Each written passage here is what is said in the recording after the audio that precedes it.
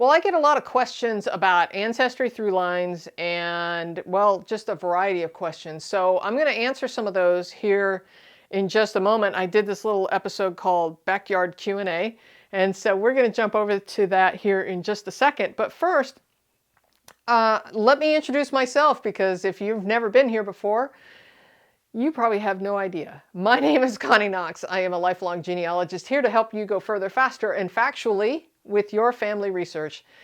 Now, Genealogy TV has a website, a newsletter, and a Facebook page. Make sure you are connected with all of those. Links for that are in the show notes below. Make sure you hit that subscribe button and ring the bell so that you get notified each time I upload a video. I would also like to point out that this episode is not sponsored by Ancestry or anybody else, so the opinions here are that of my own. All right, let's run over to the backyard and answer some of your questions.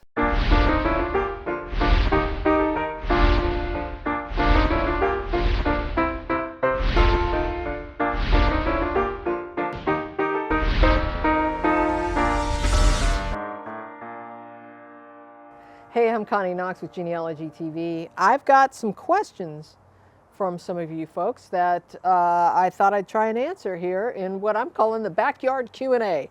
So here we go. Pearl Bubbles asks, if a person shows up in ThruLines, are you automatically related by DNA?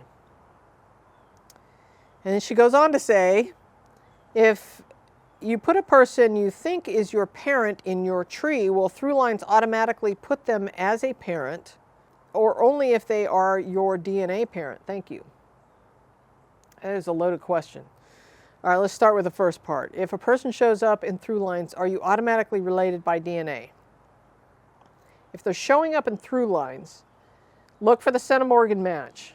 So if you're seeing the centimorgan match on somebody else, then yes, you are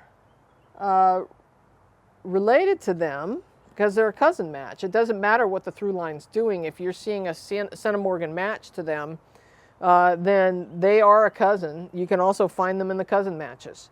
So the other part of that question was, if you put a person you think is your parent in your tree, will ThruLines automatically put them as your parent, or only if you are only if they are your DNA parent?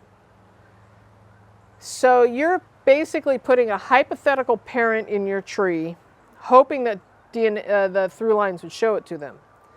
The only way to make sure that ThruLines is showing you something accurate is by having accurate trees on Ancestry.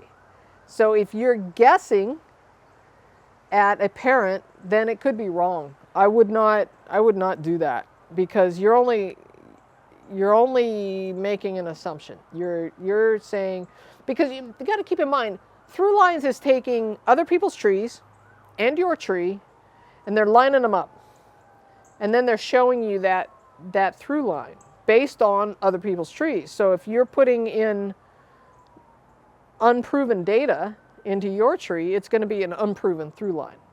I hope that makes sense. Jack BN says, there's so much nonsense on Ancestry and other internet sources that I believe none of it unless I can locate ample primary evidence. Yes, Jack, I agree. You have to prove everything. Just because it's showing up either as a hint or a ThruLine or anything, just because it's showing up doesn't mean it's true. In fact, I love Krista Cowan once said that people just automatically assume that because it's showing up in Ancestry that it must be true because Ancestry said it's true. No, you have to do the evaluation yourself. You have to look at the certificates, and you have to look at the records and make sure that they are in line with what you know to be true. I hope that answers your question. Wannabe Rocker says, great video. Thank you. And this is all from the ThruLines episode, by the way. He says, great video. I love ThruLines. Some cautions. As you said, DNA doesn't lie, but people do, and they make mistakes. And they copy trees, many of which are copied from the same tree with the same mistake. Don't just copy other people's tree, or at least verify it. For example, if I make a mistake and 10 distant cousins copy my tree, will all line up at the same common ancestor from my mistake in my tree.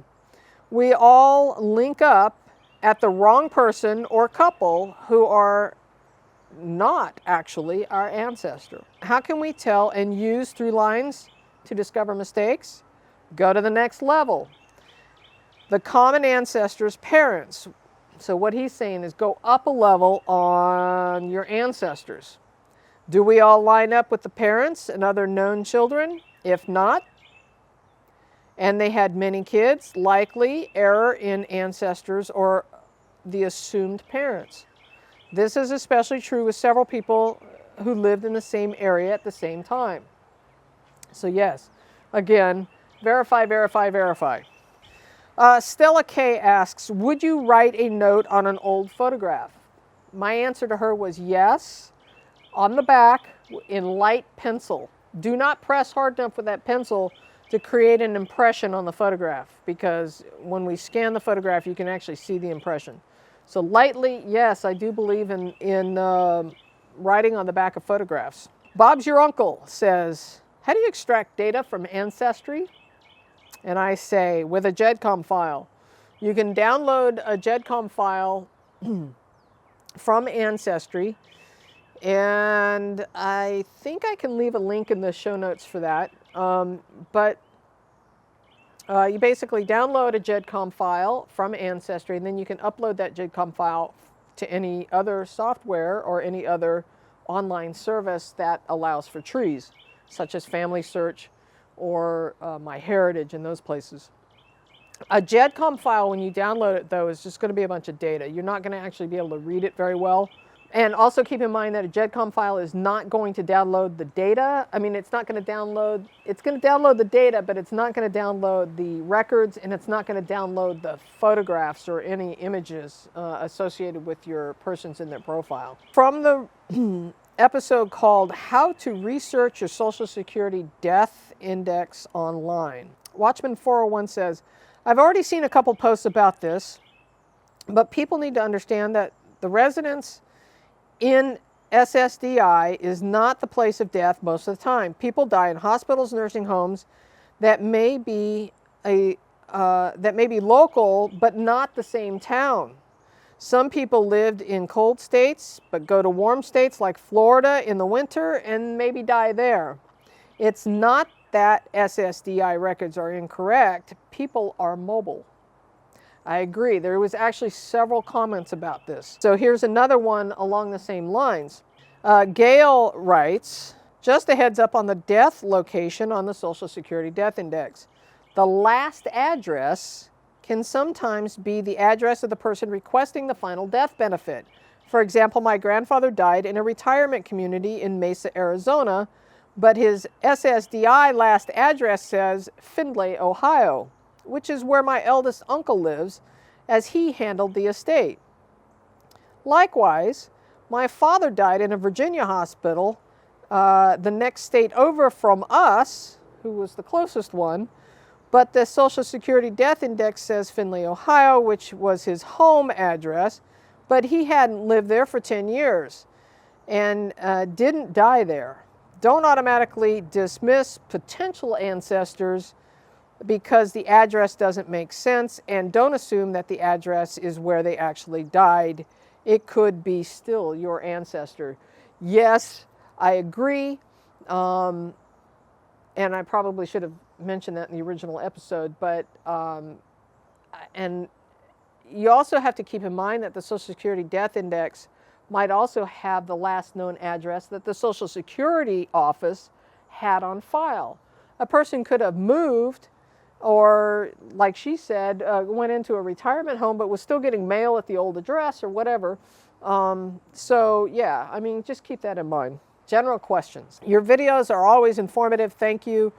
If you've not done this video, I would love to see one on different types of filing tips for your family tree records. Where do you put the change in name, change in spelling on a name?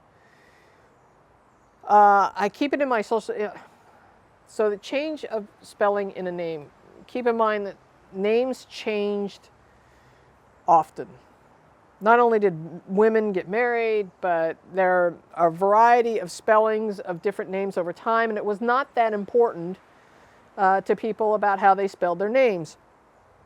And so, as a result, you're going to find a variety of names, not only in surnames, but first names.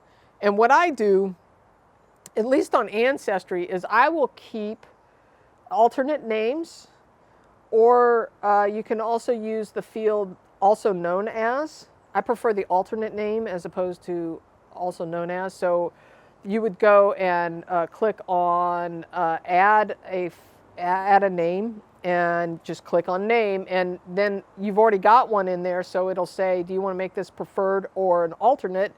And that's how I keep track of those separate names. Now, I like that field because the algorithms at Ancestry will be searching both possibilities when looking for records. So I hope that helps. She goes on to ask about how to deal with people who have the same names, like Mary and Elizabeth, who like several women in the same area that have the same name.